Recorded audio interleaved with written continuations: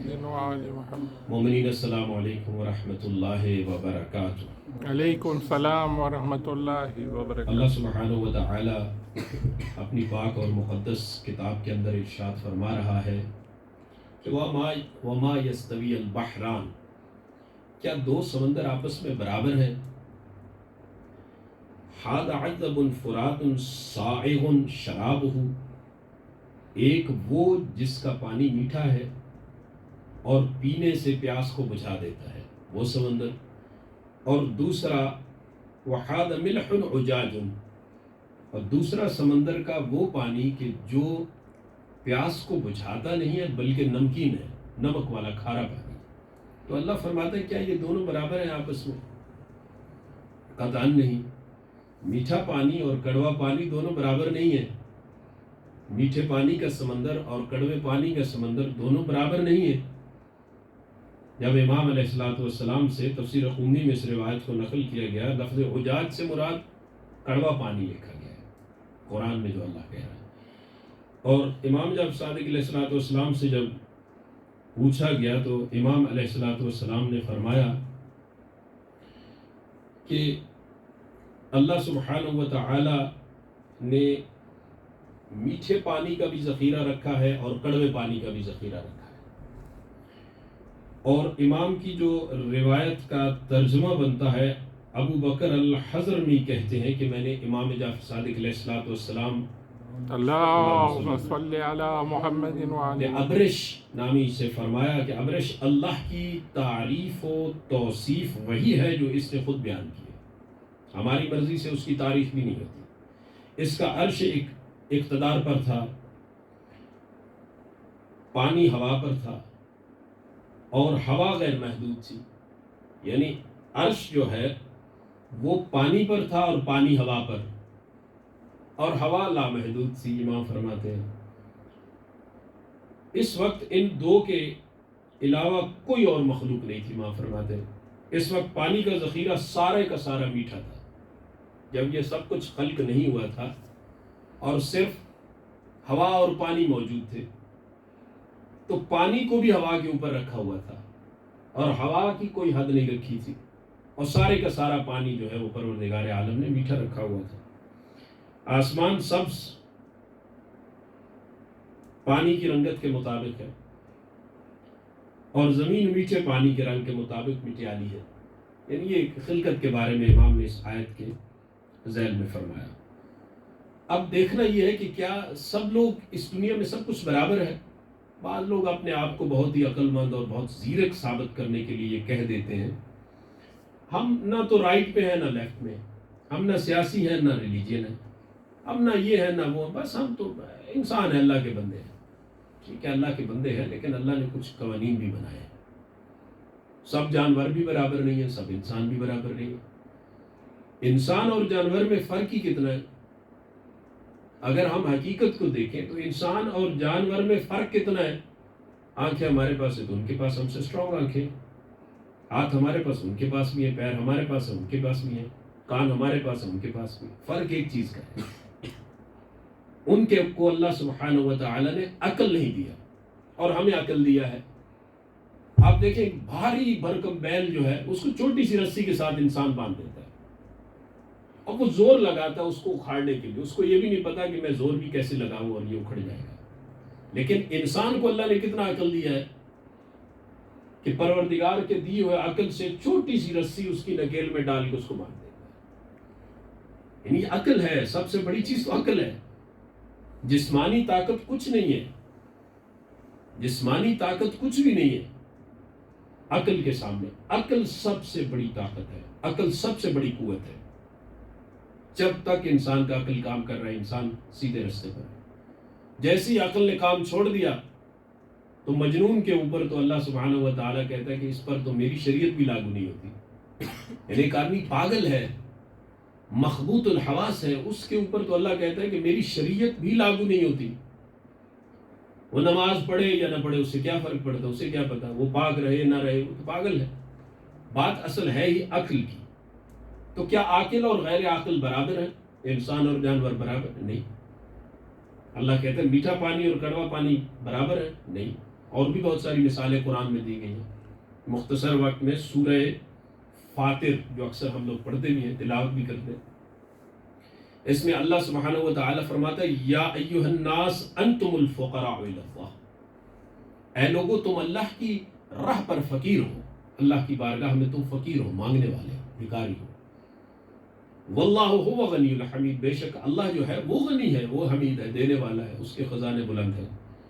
ان یشاء یذھبکم ویأتی بخلق جدید، کیا جب اللہ چاہے کہ تمہیں مسخ کر دے، اڑا دے، اور تمہاری جگہ نئی مخلوق کو پیدا کر سکے، کر دے، تو نہیں کر سکتا؟ کر سکتا ہے، جس نے ہمیں پیدا کیا وہ کر دے گا. ہم سے پہلے کتنی مخلوقوں کو مسخ کر دیا، ہمارے باپ دادا کہاں چلے گئے، ہماری نسل خاندان کہاں چلے گئے، سب کے سب اسی نے وہ ختم کر دیا، بنایا، جوان کیا، پروان چڑھایا، سب کچھ کیا، نعمات عطا کی، اس کے بعد کہاں چلے گئے، مٹی میں مٹی ہو گئے. باری ہماری ہے، ہم بھی اسی مٹی میں جانے والے ہیں. کوئی سال میں جائے، 6 مہینے میں جائے، یا 6 دن میں جائے، یا 60 سال میں جائے، یا 100 سال میں جائے، جانا وہی ہے، حقیقت وہی ہے. تو جو اللہ جس نے ان کو غرق کر دیا، جس نے ان کو ختم کر دیا، کیا ہمیں نہیں ختم کر سکتا؟ کر سکتا ہے. اللہ قرآن میں خود کہہ رہا ان یشاء یذھبکم، تمہیں بھیج دے اللہ، ویأتیکم بخلق جدید، وہ نئی مخلوق کو لے آئے گا، تو کیا وہ نہیں کر سکتا؟ کر سکتا ہے. وما ذلک علی اللہ بعزیز، بے شک اللہ جو ہے وہ بہت عزیز ہے، جاننے والا ہے. ولا تضر وزارة وزرا أخرى وإن تدع مثقالة إلى حملها لا يحمل منه شيء ولو كان ذا قربى. اس آیت کی تفسیر تھوڑی بہت لمبی ہے، اس میں نہیں جاتا، میں جس ٹاپک کی طرف جا رہا ہوں. اللہ سبحانہ و تعالیٰ اس کو آگے 2-3 آیتیں چھوڑ کر پروردگار فرما رہے ہیں وما يستوي الأعمى والبصير، کیا اندھا اور بینائی والا انسان برابر ہے؟ یعنی جس کو اللہ نے آنکھیں دی ہیں، نور دیا ہے، وہ اور اندھا برابر ہے؟ نہیں. اندھے کئی قسم کے ہوتے ہیں. ایک وہ اندھے ہیں جنہیں ہم دیکھتے ہیں کہ یہ اس کو نظر نہیں آتا، ظاہرا نظر نہیں آتا. کچھ ظاہری اندھے ہوتے ہیں، کچھ باطنی اندھے ہوتے ہیں. مولا علی علیہ السلام نے نہج البلاغہ کے اندر ارشاد فرمایا کہ کچھ لوگ ایسے ہیں ان کی آنکھیں تو ہیں مگر دیکھتے نہیں ہیں، ان کے کان تو ہیں مگر سنتے نہیں ہیں، ان کی زبان تو ہے مگر بولتے نہیں ہیں، ان کے پاس دل تو ہے مگر محسوس نہیں کرتے. یعنی ظاہری آنکھیں مراد نہیں ہیں. اس سے مراد امام جب صادق علیہ السلام سے پوچھا گیا اللہم صلی علی محمد وعلی محمد، تو امام نے فرمایا، جس وقت اللہ نے فرمایا ولاد وما يستوي الاعمى والبصير ولا ظلمات ولا نور، قرآن کہہ رہا ہے کہ کیا اندھا اور بینا دونوں برابر ہو سکتے ہیں؟ قرآن کہتا ہے کبھی نہیں. ولا ظلمات ولا نور، اندھیرا اور اجالا دونوں برابر ہو سکتے ہیں؟ نہیں. اندھیرے اور اجالے سے مراد کیا ہے؟ تو امام صادق آل محمد فرماتے ہیں والظلمات ولا النور، قرآن کی آیت ہے. ظلمات کہتے ہیں اندھیرے کو، ولا نور، نور کہتے ہیں اجالے کو. تو امام فرماتے ہیں کہ ظلمات سے، اندھیرے سے مراد کافر ہے، نور سے مراد مومن ہے، اور تاریکی سے مراد کفر ہے، اور مومنیت سے مراد اسلام اور مسلمان ہونے سے مراد نور ہے. یعنی مومن جب مومن ہوتا ہے تو وہ تو روشن ہے، اس کی دنیا بھی روشن ہے، اس کی آخرت بھی روشن ہے. پھر رسول قرآن آگے جا کے پڑھتا ولا الظل ولا الحرور، کیا رات اور دن دونوں برابر ہیں؟ نہیں، دونوں برابر نہیں ہو سکتے. وما يستوي الاحياء والاموات، مرا ہوا انسان اور زندہ انسان، قرآن کہتا ہے کیا برابر ہے؟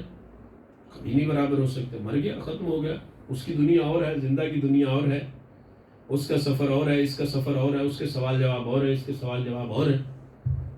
دنیا میں تو غرور میں چور چور انسان موجود ہے، موت کے آگے تو حقیقت نظر آ جاتی ہے. مرا اور زندہ جو ہے قرآن کہتا ہے وہ برابر ہے. ان اللہ یسمع من یشاء، بے شک اللہ سبحانہ و تعالی سننے والا ہے، جیسے اس کی مرضی ہو وہ ایسے سنتا ہے. یعنی حقیقت یہ ہے کہ ہمیں یہ دیکھنا چاہیے کہ ہر کوئی برابر نہیں ہوتا، ہر کسی کا سٹیٹس اور سٹینڈرڈ برابر نہیں ہوتا، ہر کسی کا علم برابر نہیں ہوتا، ہر کسی کا تقوی برابر نہیں ہوتا، ہر کسی کا مقام برابر نہیں ہوتا. حضرت سلمان اور حضرت ابو ذر برابر نہیں ہے، حضرت ابو ذر اور حضرت سلمان کا سٹیٹس برابر نہیں ہے. تقوی، ایمان کی منزلیں ہیں. حضرت قمبر اور حضرت مقداد برابر نہیں ہے.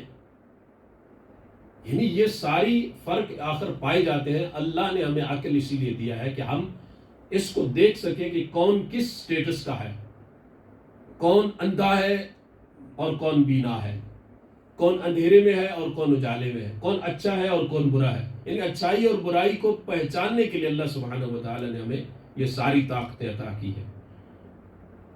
اگر ہم دیکھیے یہ روتے ہیں, گریہ کرتے ہیں, تو کیوں کرتے ہیں؟ لوگ ہمارے اوپر اعتراض کرتے ہیں کہ بھائی یہ شیعہ گریہ کرتے ہیں, محرم کا ذکر ہو رہا تھا, محرم ہمارا, کیوں ہم گریہ کرتے ہیں؟ ہم نے کبھی جھانکا اور دیکھا کہ گریہ کا اصل مقصد کیا ہے؟ یعنی جب ایک بچہ پیدا ہوتا ہے تو قرآن اس کے بارے میں کہتا ہے کہ کل مولود یولد علی فطرت الاسلام, ہر پیدا ہونے والا بچہ فطرت اسلام پہ پیدا ہوتا ہے. اب جو بھی پہلا فعل اس سے سرزد ہوگا وہ فطری ہوگا, وہ نیچر ہوگا. اس کے بعد اس کے ماں باپ پہ ڈیپینڈ کرتا ہے, وہ ہندو ہیں تو اس کو ہندو کا سکھا دیں گے, وہ عیسائی ہیں تو عیسائی سکھا دیں گے, مسلمان ہیں تو مسلمان کا بتا دیں گے, اس کے کان میں اذان اور اقامت کہہ کے اسے بتا دیں گے کہ تو مسلمان کے گھر میں پیدا ہوئے. سب سے پہلا فعل جو اس سے سرزد ہوتا ہے وہ رونا شروع کر دیتا ہے. اگر نہیں روتا تو ڈاکٹر لوگ اس کو رلاتے ہیں, تھوڑا سا ہلا جلا کے مار کے اس کو الٹا پکڑ لیتے ہیں. کیوں؟ کیونکہ رونے سے کاربن ڈائی آکسائڈ جو ہے وہ خارج ہوتی ہے اور آکسیجن اندر جاتی ہے, اور اس سے زندگی کا آغاز ہو جاتا ہے, زندگی شروع ہو جاتی ہے. یعنی رونے سے لائف کا آغاز ہوتا ہے. زندہ قومیں روتی ہیں, مردہ نہیں روتے. گریہ کرتے زندہ ہیں, مردہ نہیں کرتے. گریہ کرنا تو سنت ہے, گریہ کرنا بھی سنت ہے. میں نے ایک روایت شیخ صدوق علیہ رحمہ سے نقل ہے, انہوں نے اس کو لکھا حضرت ابو عبداللہ امام جعفر صادق علیہ السلام سے, اللہم صلی علی محمد وعلی محمد, فرمایا کہ کائنات میں سب سے بڑے رونے والی شخصیات 5 ہیں. سب سے بڑی گریہ کرنے والی, یہ گریہ بہت بڑی چیز ہے, اس کو ہم نارمل لیتے ہیں, شرم کرتے ہیں. نہیں, اللہ کو سب سے زیادہ پسند ہے کہ میرا بندہ میرے سامنے گر گرائے, میرا بندہ میرے سامنے روئے, میرا بندہ میرے سامنے آنسو نکالے. اور جب آپ محبت امام حسین علیہ السلام میں ایک آنسو نکالتے ہیں تو اس کی قیمت تو ہے ہی نہیں. جس آنسو کو جناب سیدہ سلام اللہ علیہ کے رومال میں جگہ مل رہی ہے, اس آنسو کی قیمت نہیں ہے. آنسوؤں کی قیمت ہوتی ہے, لیکن اس آنسو کی قیمت نہیں جو امام حسین کے غم میں نکلے. وہ ایک ایک آنسو بخشش کا ذریعہ بنتا ہے انسان کا. امام جعفر صادق علیہ السلام نے فرمایا 5 شخصیتیں جنہوں نے سب سے زیادہ گریہ کیا, حضرت آدم علیہ السلام, حضرت یعقوب علیہ السلام اور حضرت یوسف علیہ السلام, اور جناب فاطمہ زہرا سلام اللہ علیہا, اور علی ابن الحسین امام زین العابدین علیہ السلام. مختصر ٹائم کو مد نظر رکھتے ہوئے جمعہ کا خطبے کا, حضرت آدم علیہ السلام جنت کے فراق میں گریہ کرتے رہے, اور اللہ نے پھر ان کی گریہ کو قبول کیا اور ان کو جنت دے دی. یعنی کتنا بڑا گناہ تو میں نہیں اسے کہہ سکتا, چونکہ ترک اولا علماء نے لکھا ہے. یعنی اتنا بڑا ترک اولا کہ جس کی وجہ سے حضرت کو جنت سے باہر نکالا گیا, لیکن رونے کی وجہ سے, گریہ کرنے کی وجہ سے اللہ سبحانہ و تعالیٰ نے پھر سے جنت میں لوٹا دیا. اور پھر حضرت یعقوب علیہ السلام حضرت یوسف علیہ السلام کے فراق میں, ان کی جدائی میں اتنا روئے اتنا روئے کہ آپ کے چہرے پر گڑھے پڑ گئے تھے, رو رو کر نشان بن گئے تھے. آپ کے بیٹوں نے آپ سے کہا کہ بابا آپ مر جائیں گے, آپ اپنے آپ کو ہلاکت میں ڈال رہے ہیں, یوسف کے عشق میں آپ اتنا رو رہے ہیں. لیکن اس کے باوجود بھی حضرت یوسف کی جدائی میں حضرت یعقوب علیہ السلام روتے رہے, اور حضرت یعقوب کے فراق میں حضرت یوسف بھی روتے رہے. بابا کی جدائی میں حضرت یوسف نے بھی گریہ کیا. اور حضرت کے بارے میں ایک اور اسی روایت میں نقل کیا گیا ہے کہ حضرت یعقوب کے فراق میں اس قدر حضرت یوسف بھی روئے. ہم ہمیشہ تو یہ ذکر کرتے ہیں کہ حضرت یعقوب حضرت یوسف کے جدائی میں روئے, لیکن روایت بیان کرتی ہے کہ حضرت یوسف علیہ السلام حضرت یعقوب علیہ السلام کے فراق میں اتنا روئے, اتنا گریہ کیا کہ قیدی تنگ آ گئے, قید خانے میں تھے, قیدی تنگ آ گئے. انہوں نے عرض کی کہ آپ یا تو رات کو گریہ کریں یا دن کو گریہ کریں. آپ کے گریہ کرنے کی وجہ سے, آپ کے رونے کی وجہ سے ہمیں نیند نہیں آتی, ہمیں اذیت ہوتی ہے. اگر اس روایت کو آپ نقل کریں, سیم یہی روایت جناب فاطمہ بنت محمد پہ آتی ہے. جب جناب فاطمہ زہرا سلام اللہ علیہا رویا کرتی تھی تو اس قدر گریہ کرتی تھی, اس قدر گریہ کرتی تھی کہ مدینے میں نے علماء سے سنا کہ جانور چارہ کھانا چھوڑ دیتے تھے, بچے ماؤں کا دودھ پینا چھوڑ دیتے تھے. لوگ سمجھ جاتے تھے, زمین مدینہ میں زلزلہ آ جاتا تھا اور لوگ سمجھ جاتے ہیں کہ بنت رسول رو رہی ہے. لوگ اکٹھے ہو کے علی کے دروازے پر اکٹھے ہو گئے اور کہا کہ یا علی، جناب فاطمہ زہرا سے عرض کیجئے کہ یا آپ رات کو روئیں یا دن کو روئیں؟ کہا کیوں؟ کہا جب یہ روتی ہم کام نہیں کر سکتے، رات کو روتی ہماری نیندیں اڑ جاتی ہیں، دن کو روتی ہم کام نہیں کر پاتے۔ اور پھر جناب فاطمہ زہرا سلام اللہ علیہ کیا کرتی تھی؟ دن کے وقت شہداء کے قبرستان میں چلی جاتی اور وہاں جا کر گریہ کرتی تھی، وہاں جا کر روتی تھی۔ یعنی جناب سیدہ کے رونے پر بھی پابندی تھی، حضرت یوسف کے رونے پر بھی پابندی تھی، لیکن اللہ کو رونا کتنا پسند ہے۔ آدم کے رونے نے ان کو جنت دلوا دی، حضرت یعقوب کے رونے نے ان کو یوسف جیسا چاند دلوا دیا، حضرت یوسف کے رونے سے ان کو ان کے والد گرامی قدر حضرت یعقوب جیسا والد ملا دیا، اور جناب فاطمہ زہرا کے رونے نے دنیا پہ ظاہر کر دیا کہ مظلوم مظلوم ہے اور ظالم ظالم ہے، اور مظلوم ہمیشہ زندہ باد ہے، اور ظالم جو ہے وہ ہمیشہ پست اور نیچے ہے اور گمراہی میں ہے۔ امام زین العابدین 5ویں گریہ کرنے والے ہیں۔ امام زین العابدین علیہ السلام اتنا گریہ کرتے تھے، اس روایت میں بھی لکھا ہے 20 یا 40 سال بابا کے فراق میں گریہ کرتے تھے، کھانا سامنے پڑا ہوتا گریہ کرتے تھے۔ ایک دفعہ ایک صحابی نے، ایک نوکر نے عرض کی، مولا آپ اگر ایسے گریہ کرتے رہے تو آپ مر جائیں گے، آپ اپنے آپ کو ختم کر لیں گے، مولا آپ کم گریہ کریے۔ تو مولا امام زین العابدین علیہ السلام نے فرمایا کہ میرے سامنے جب کھانا آتا ہے، جب پانی آتا ہے، مجھے مقتل گاہ یاد آ جاتی ہے، مجھے فاطمہ زہرا کا پیاسا بیٹا نظر آ جاتا ہے۔ یعنی ظالم اور مظلوم بھی برابر نہیں ہے، ہنسنے اور رونے والا بھی برابر نہیں ہے۔ قرآن کہتا ہے اندھا اور بینا بھی برابر نہیں ہے، رات اور دن بھی برابر نہیں ہے، کافر اور مومن بھی برابر نہیں ہے، مسلمان اور غیر مسلم بھی برابر نہیں ہے، مرا ہوا اور زندہ بھی برابر نہیں ہے۔ ہر چیز برابر نہیں ہوتی۔ اللہ نے ہمیں خلق کیا اور عقل دی ہے، عقل اس لیے دی ہے کہ ہم تمیز کر سکیں اچھے اور برے میں، نیکی اور برائی میں، عالم اور جاہل میں، روشنی اور تاریکی میں۔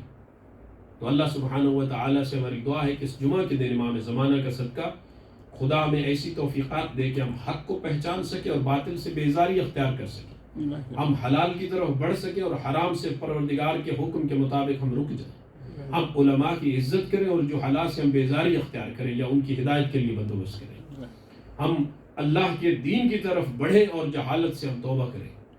بسم اللہ الرحمن الرحیم۔ والعصر ان الانسان لفی خسر الا الذین آمنوا وعملوا الصالحات وتواصوا بالحق وتواصوا بالصبر۔